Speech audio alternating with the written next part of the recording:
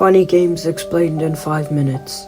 Funny Games is a 1997 horror movie directed by Micheal Haneke. It introduces us to a family of three, Anna, George, and Georgie, going to a seaside secluded holiday home.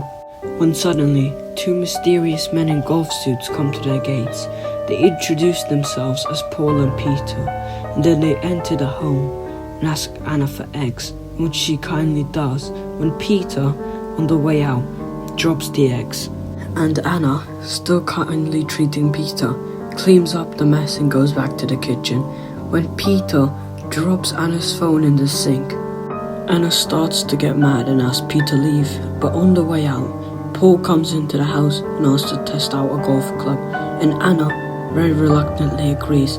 And then once George walks in, Paul strikes him in the leg with the club. Paul and Peter begin to show their intentions. It's not to kill or to steal, no. That would be too meaningful.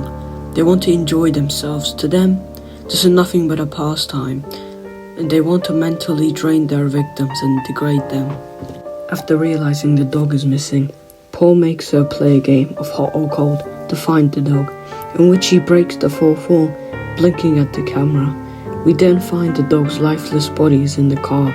They then make the family go and greet another passing family by on boat.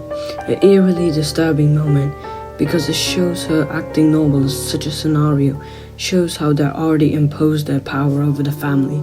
The family is then made to walk to the living room, hoping for George, and when sat down, Paul pushes Anna onto George's broken leg, and when sticking up for her husband, she is immediately shoved back into the couch and starts to have a panic attack and starts uncontrollably crying.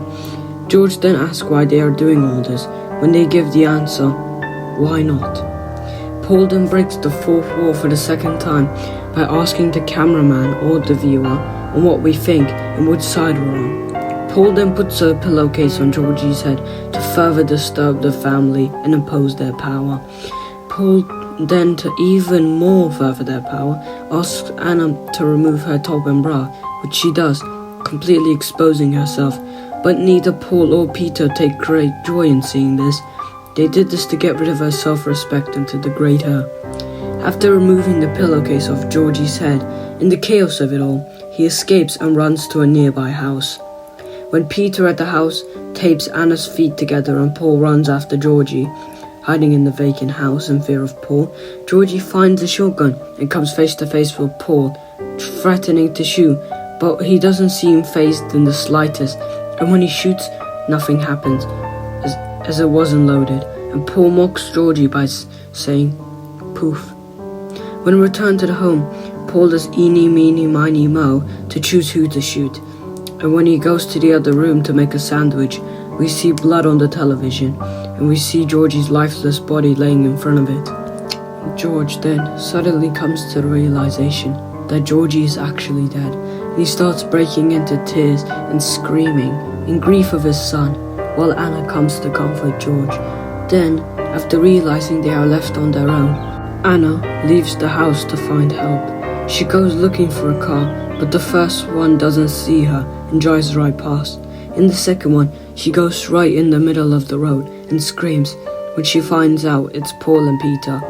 She's brought back and gagged, and quickly ungagged and asked to perform a prayer in reverse, which she of course fails. She spots the shotgun free, however, and quickly kills Peter. Then Paul breaks the fifth wall and grabs the television remote and reverses the movie and grabs the shotgun before her. After this, they take Anna to the boat and go. When Paul asks Peter what time it is, and when Peter tells him, Paul nonchalantly throws a tied and restrained Anna off the boat to win the bet. Funny Games is a film that is not meant to entertain, but to spread a message. He knows what the viewer wants, and he does the opposite. He uses Brechtian techniques like breaking the fourth and fifth wall, alienation, and use of music.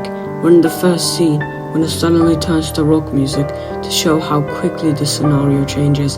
Haneke shows a directorial mastermind again with this incredible film. Please like and subscribe for more videos like this, and I'll see you next time.